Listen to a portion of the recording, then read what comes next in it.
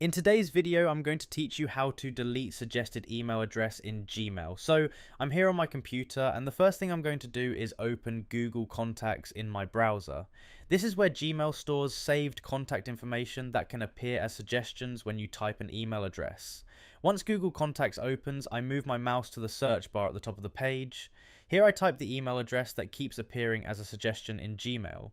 As I type, the contact list filters and shows the matching result. When I see the contact, I click on it to open the contact details. Now I'm looking at the information saved for that email address. Next, I move my mouse to the three-dot menu in the contact page. I click on those three dots to open more options, and from the menu that appears, I select Delete.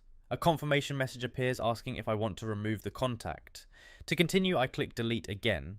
Now that the contact has been removed from Google Contacts, the next step is to refresh Gmail. So I go back to Gmail and reload the page.